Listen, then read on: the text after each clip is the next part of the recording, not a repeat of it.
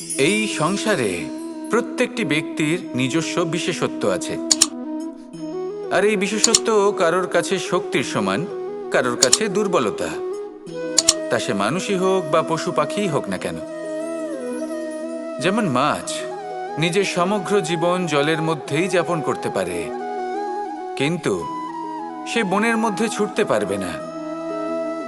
সেখানে সিংহকে বনের রাজা বলা হয়, কিন্তু সে তার আধিপত্য জলে স্থাপন করতে পারবে না। যদি এই সিংহ মাছকে এই প্রতিস্পর্ধা জানায় যে তুমি বনের মধ্যে এসে আমার সম্মুখীন হও, তাহলে সেটা অনুচিত হবে। সেটা মাছের দুর্বলতা নিয়ে উপহাস করার মতোই হবে। এবার সংসার এটা দেখে যিনি দুর্বল তার পরিস্থিতি দেখেও হাসবে, আর আপনার মূর্খামি দেখেও উপহাসই করবে। সেই জন্য নিজের জীবনে সব সময় যদি নিজের তুলনা করতে হয়, তাহলে সেই ব্যক্তির সাথে করুন যে বল, স্থান এবং ধন এই তিন দিকে আপনার সমতুল্য, কারণ সেক্ষেত্রে দুজনেই উচিত শিক্ষা লাভ করবেন।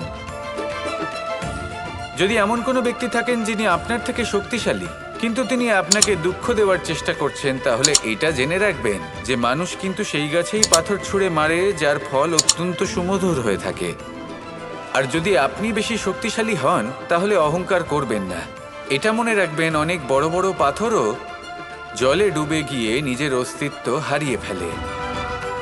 নিজের নিজের শক্তি সম্পর্কে সচেতন হন, সবাইকে ভালোবাসুন, সবাইকে সাহায্য করুন, আর আমার সাথে ভালোবেসে বলুন রাধা রাধা।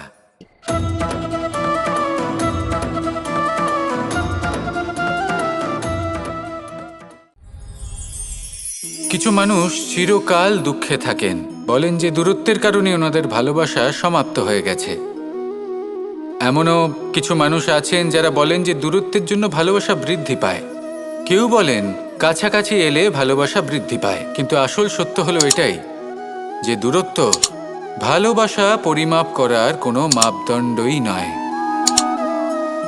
চাতক পাখিকে দেখুন, সারা বছর সে অপেক্ষা করে যে কখন বর্ষা আসবে আর ওর তৃষ্ণা নিবারণ হবে। বর্ষার জল ছাড়া ও আর অন্য কোনো জল পান করে না।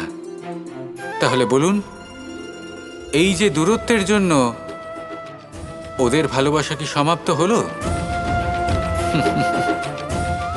এই ভালোবাসা আপনার মানসিকতা বুঝতে পারে, সে আপনার মনে লুকিয়ে থাকা আবেগ বুঝে নিতে পারে। তা সে আপনি যতই দূরে চলে যান না কেন, যতই কাছে আসুন না কেন, শুধু নিজের আবেগগুলিকে কখনো মলিন হতে দেবেন না, স্বার্থ জড়িয়ে ফেলবেন না। প্রেমকে পবিত্র করে তুলুন, এই প্রেম ক্রমাগত বৃদ্ধি পাবে। আসুন আর এই ভালোবাসার সাথে বলুন রাধা রাধা।